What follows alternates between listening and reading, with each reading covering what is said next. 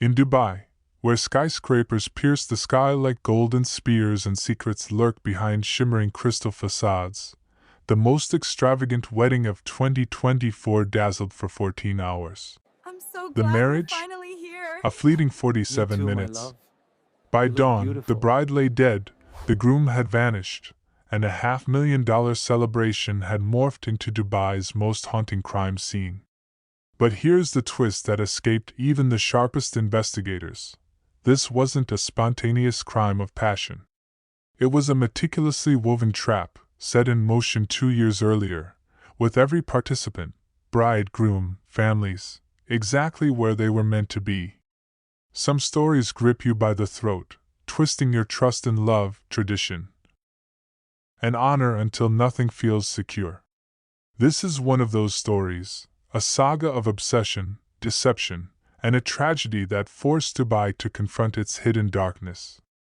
What happens when a predator encounters their match? When a marriage becomes a deadly arena where vows are weapons and trust is an illusion? Before we plunge into this heart-pounding tale, we want to hear from you. Where are you watching from?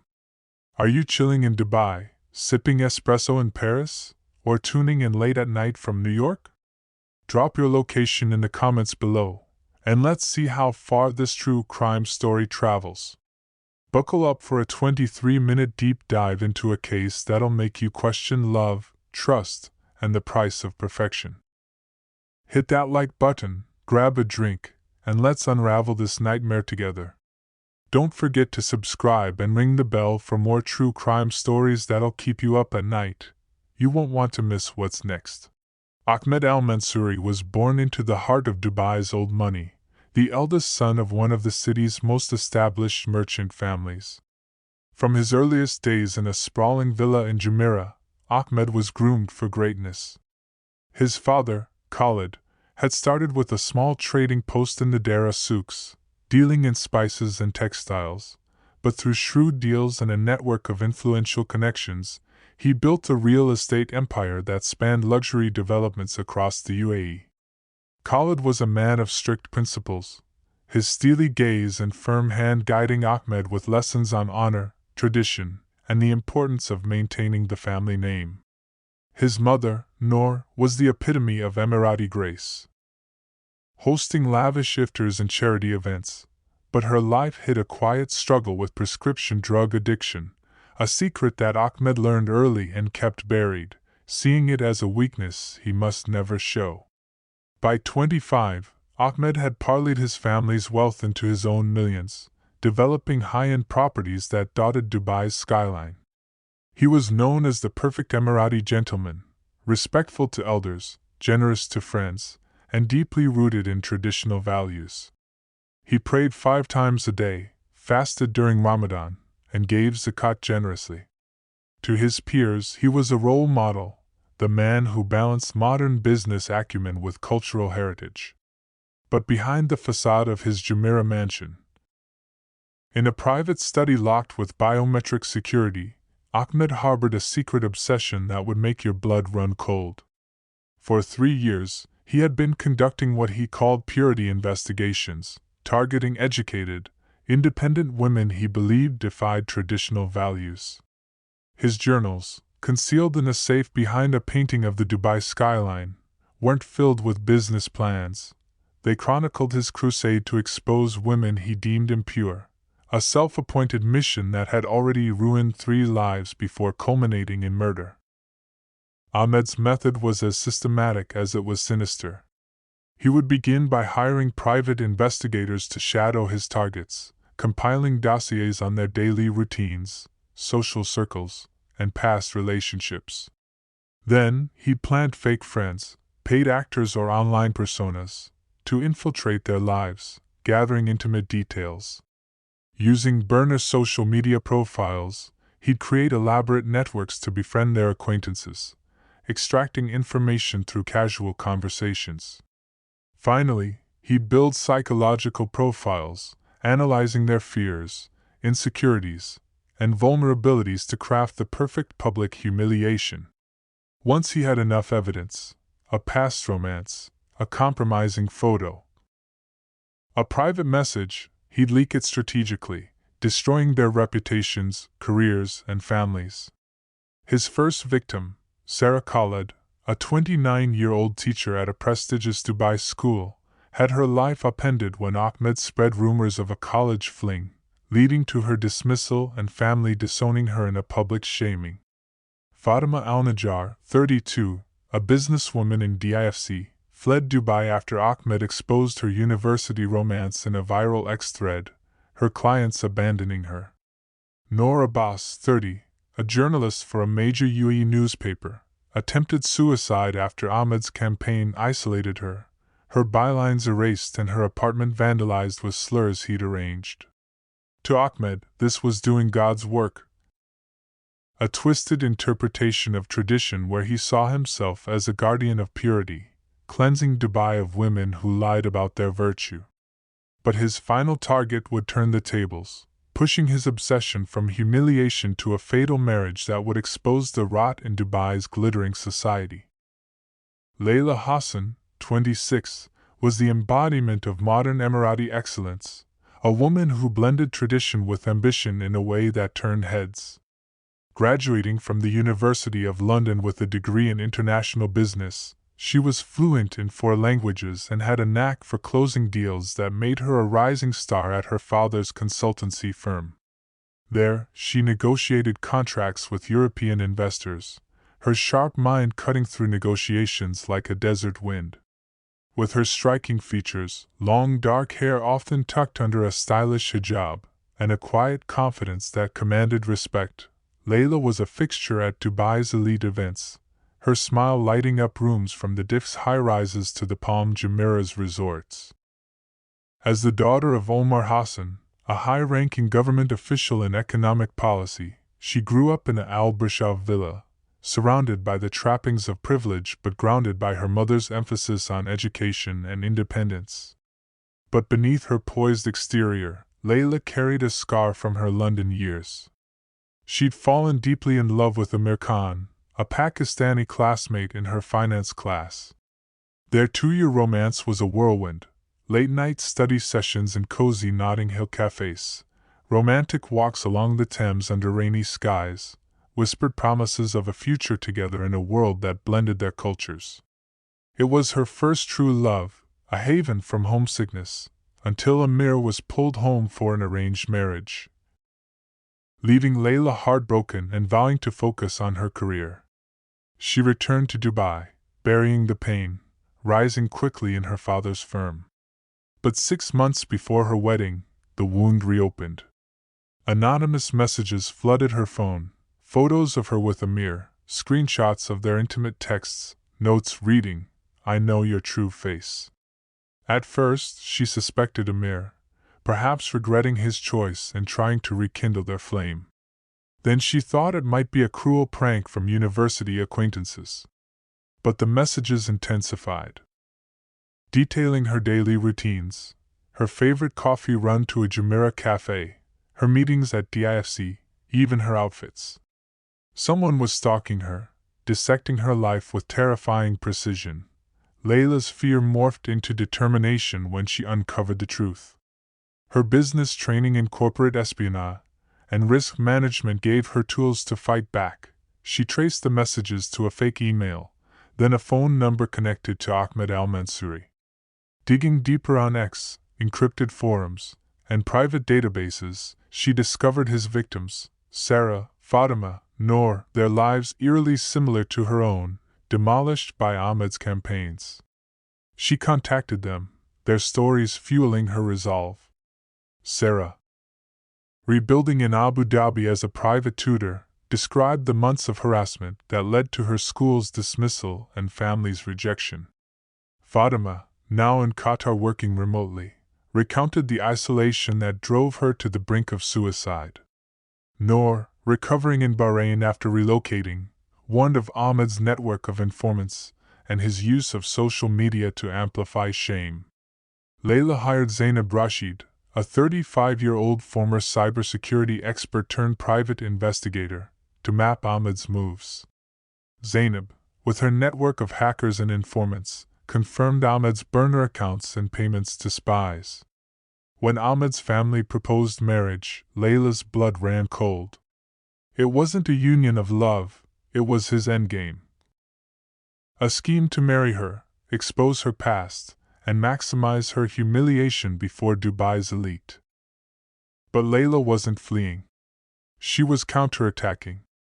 She began recording Ahmed's calls, documenting his behavior, collecting statements from his victims. Zainab hacked his profiles, gathering proof of his obsession. Leila accepted the proposal, but with a plan. She'd marry Ahmed, gather irrefutable evidence, and expose him on their wedding night, turning his trap against him. Both families were sinking in their own secrets, using the marriage as a lifeline. Omar Hassan, 58, hid a collapsing empire. His government title concealed years of bribes and embezzlement. His wife's cancer treatments a fabricated cover for debts from risky investments and lavish spending. The marriage to Ahmed's wealthy family was his escape, providing funds and influence to evade prosecution. Khalid al-Mansouri's real estate empire was similarly tainted, constructed on forged land deeds, government kickbacks, and laundered money from dubious sources, while Noor's pill addiction drained their wealth. They needed Omar's connections to protect their crimes. Neither family prioritized Ahmed or Leila's happiness. They saw the marriage as a business deal, a desperate move to preserve their legacies. Ahmed and Leila were pawns in their parents' schemes, but they were waging their own war, a lethal game where love was a deception and destruction the objective.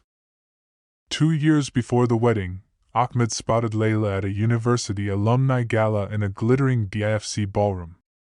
She stood out, elegant in a sapphire abaya, her laughter drawing eyes as she discussed her latest project with colleagues about sustainable business practices in the Middle East.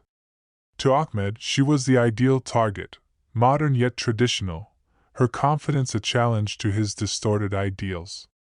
That night, he created a file on her, telling himself it was mere curiosity. Within weeks, it was an obsession. He hired Rashid, a private investigator with a knack for reputation management, to tail Leila, photographing her at cafes, hacking her emails, building a dossier of her routines. Ahmed crafted fake profiles: Ali, a charming colleague; Amina, a distant cousin, to infiltrate her circle, gleaning details about her job, her family's finances, her mother's illness. He sent cryptic messages: "I saw you in London, your secrets aren't safe." He paid informants to probe her friends, isolating her, sowing paranoia. Leila, sharp and meticulous, noticed patterns: a recurring username, odd questions from friends. Using encrypted software, she traced the accounts to Ahmed, uncovering his history with Sarah, Fatima, and Noor. She reached out to them, their stories fueling her resolve. Sarah, from her new life in Abu Dhabi, shared how Ahmed's rumors ruined her teaching career. Fatima, now in Qatar, described the isolation that drove her to despair. Noor, recovering in Bahrain, warned of his network. Leila hired Zainab Rashid, a former cybersecurity expert, to track Ahmed's moves. When Ahmed's family proposed marriage, Leila's blood ran cold. It wasn't love, it was his endgame, a plan to marry her, expose her past, and maximize her humiliation before Dubai's elite. But Leila wasn't running. She was fighting. She began recording Ahmed's calls, documenting his behavior, gathering statements from his victims. Zainab hacked his burner accounts, confirming his obsession. Leila accepted the proposal, but with a plan. She'd marry Ahmed, gather irrefutable evidence, and expose him on their wedding night, turning his trap against him. The wedding planning was a battlefield of lies. Ahmed manipulated details, venue, guest list, to isolate Leila, planting informants among the planners, his instructions to Rashid clear: watch her every move. Leila, with Zainab's help, documented it all, her wedding dress fitted with a hidden recorder, her phone logging every call. Both families ignored warning signs. Omar dismissed Leila's anxiety as bridal nerves, Khalid waved off Ahmed's secrecy as stress. The wedding was a spectacle, Dubai's elite packing the Burj Al Arab's ballroom. Gold chandeliers casting light on 500 guests. Traditional Zaffa drums echoed, rose petals lined the aisles, and the air buzzed with celebration.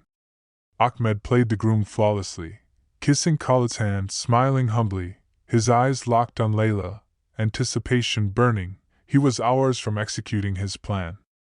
Leila was a vision, her gold-embroidered abaya shimmering, her smiles perfect, her trembling hands, blamed on bridal nerves, hiding a recording device sewn into her dress.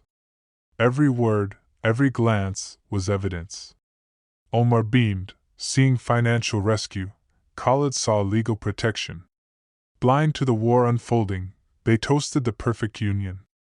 The couple exchanged vows in Arabic, promising honor and loyalty, each plotting the other's downfall. As midnight approached, the celebration peaked, and the couple was escorted to the presidential suite, rose petals scattered on marble floors, champagne chilling in crystal buckets. The door closed, and the charade ended. Folder from his suitcase. London, your boyfriend, your lies. He spread photos of Leila with a mirror, private texts, surveillance reports, 2 years of stalking laid bare. You thought you could deceive me, my family, our honor. Dubai will know your shame. Leila's face paled, as he planned, but then she smiled, shattering his script. I've known it was you, she said, revealing her phone, its recording app glowing. I know about Sarah, Fatima, Noor, your victims. I have proof of your stalking, your crimes. She opened her own folder, thicker than his, packed with recordings, victim statements, Zainab's findings. By dawn, Dubai will know you're a monster. Ahmed's world collapsed, his narcissistic rage erupting as he realized he'd been outplayed. The hunter was now the hunted. The suite became a war zone. Ahmed's voice thundered, accusing Leila of betrayal, his fury boiling as she countered with his crimes. You're a fraud, he roared, hands shaking. You're a predator. She shot back, unflinching. Leila planned to expose him publicly, but she misjudged his rage. When she revealed her evidence, Ahmed snapped, his hands seizing her throat. Leila fought, clawing at him, kicking over a crystal vase that shattered on the marble. But he was stronger. The struggle was brief, brutal. When it ended, Leila lay lifeless, her recording device still capturing the silence. Ahmed, panicked, fled to his family's desert compound, leaving behind a crime scene, his surveillance files, her counter-evidence, a suicide note she'd written as a failsafe, ready to destroy herself if her plan failed. The irony was crushing. Both had orchestrated the other's ruin, and both had succeeded, leaving only devastation. Police stormed the suite at dawn, expecting a domestic dispute but finding a labyrinth of evidence.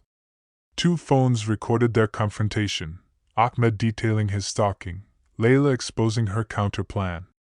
Files littered the floor, his photos, her recordings, proof of a 2-year psychological war. Rashid, arrested in Dubai Marina, confessed, exposing Ahmed's network targeting educated women. Sarah, Fatima, and Noor testified, their stories chilling, months of harassment, lives shattered. Zainab, Leila's investigator, provided logs of Ahmed's fake accounts. The investigation peeled back the family's facades, Omar's bribes, Khalid's forged deeds, Noor's addiction funded by laundered money. Ahmed was found 3 days later, delirious in the desert, raving about purifying Dubai. His manifesto, a 100-page document, outlined his mission to cleanse society, revealing a network of men sharing his warped ideology, planning to expand his crusade. The trial, 6 months later, gripped the world. Media swarmed Dubai's courthouse, drawn by a story of tradition twisted into terror. Prosecutors displayed Ahmed's files, hundreds of photos, psychological profiles, payments to informants. Sarah's voice broke as she recounted losing her career, Fatima described her suicide attempt. Noor, via video from London, detailed her exile. He used our shame as a weapon, Noor said, tears falling. Zainab testified about Leila's courage, her meticulous plan to destroy Ahmed. Dr. Amal Khan, a forensic psychologist, explained. Ahmed's obsession was a perverse response to societal pressures, twisting tradition into a tool for control. His narcissism made Leila's defiance unbearable. The defense claimed cultural conflict drove Ahmed to madness, but the judge, Aisha al-Balishi, rejected it. This was not tradition, she declared. This was a calculated abuse of power, a betrayal of human dignity. Ahmed was convicted of first-degree murder, stalking, and conspiracy, sentenced to life without parole. The aftermath reshaped Dubai. Omar was jailed for corruption, his family bankrupt. Khalid's empire was seized, Noor entered rehab. Dubai's elite, many wedding guests, faced scrutiny for enabling a system that silenced victims. Leila's sister, Aisha, 22, founded the Leila Hassan Foundation, aiding women targeted by harassment, its vigils drawing thousands across the UAE. New laws targeted stalking, with mandatory prison terms for honor-based abuse. Social media platforms banned burner accounts linked to harassment. Religious leaders, like Imam Faisal, clarified, Islam honors women, not predators. Public debate raged. Women's groups demanded reform, conservatives defended tradition, but change gained ground. Posts on X trended with hashtag Justice for Leila, amplifying Aisha's work. Dr. Khan's lectures on obsessive behavior educated communities, warning of predators hiding behind values. Dubai faced a reckoning. How many women had been silenced? How many families prioritized image over truth? Leila's death sparked change, pushing Dubai to choose between its golden facade and protecting its people. This story is a stark warning that perfection can hide monsters, that secrets weaponize shame, and that love can be a deadly trap when built on lies. What would you do if you uncovered a predator's game? Would you fight like Leila or flee? Is Ahmed a product of twisted values or a singular evil? We want to hear from you. What do you think of this tragedy? Could it have been stopped? Where are you watching from? Dubai, Sydney, or elsewhere? Drop your thoughts in the comments, we read every one. Smash that like button, share this story, and subscribe for more true crime deep dives. Hit that bell, you won't want to miss the next one.